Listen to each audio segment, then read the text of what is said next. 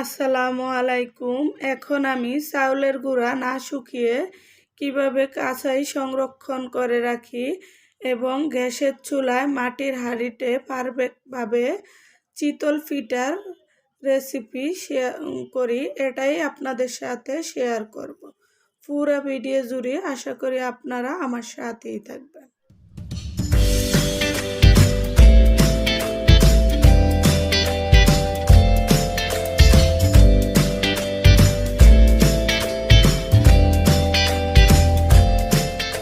কথা না বাড়িয়ে চলে আসলাম মূল উপকরণে।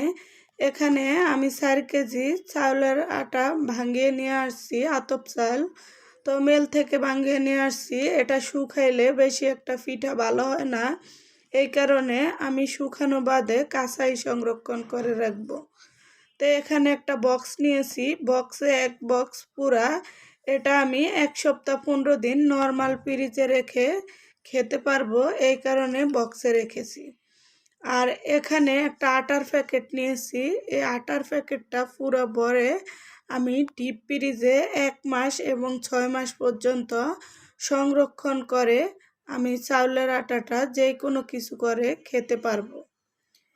তো আশা করি আপনারাও যে টাউনের বাড়িতে রৌদ্র না থাকে বা রৌদ্র দিলে পিঠা ভালো হয় না, মেশিনও ভাঙানো গুঁড়ি, ওইটা এরকম করে সংরক্ষণ করে ফ্রিজে রেখে দিতে পারেন। তো আমি এগুলা রেখে কিভাবে আমি পারফেক্টভাবে গ্যাসের চুলায় চিতল পিঠার রেসিপি করব, এটাই আপনাদের সাথে শেয়ার করব। তো এই যে আমি ডিপে রেখে দিলাম কিছুটা, এই যে আর কিছুটা নর্মালে রেখে দিব। তো এটা আমি ডিপে রাখারটা 6 মাস 1 বছর পর্যন্ত খাওয়া যাবে, আর নর্মালে রাখার এটা 1 সপ্তাহ 15 দিন খাওয়া যাবে।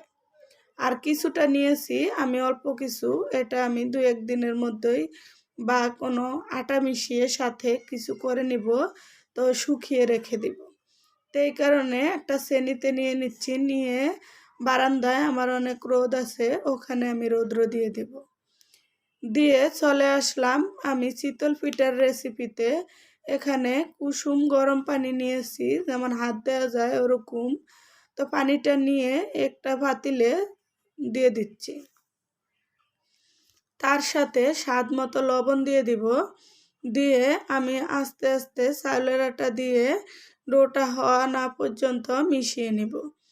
তো একদিকে চালের আটা সাদা, আর একদিকে গরম পানি হালকা, এই কারণে ধোয়া ধোয়া বেশি একটা বোঝা যাচ্ছে না ক্যামেরায়, সব সাদা সাদা।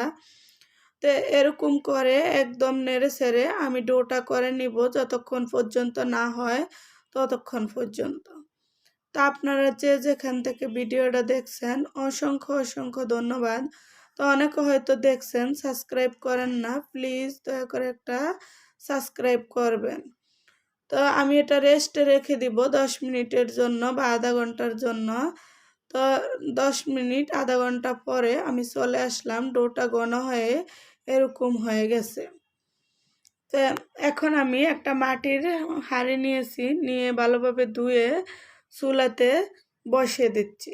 তা হাঁড়িটা গরম হয়ে গেছে, এরকম করে আমি চিতল পিঠা একটা একটা করে দিয়ে একটা একটা করে উঠিয়ে নিব।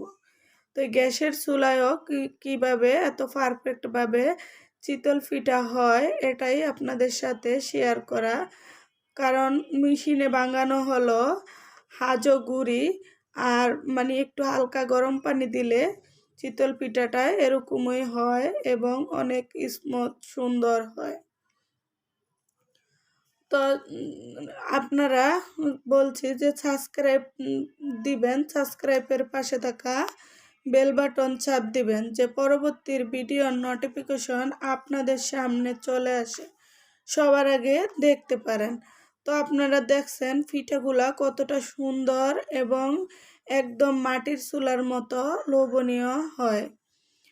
তো যদি পুরা ভিডিও জুড়ে কোনো ক্রমে কোনো দিকে একটু হলেও ভালো লাগে, অবশ্যই অবশ্যই একটা লাইক করবেন এবং কমেন্ট করে সাথে থাকবেন।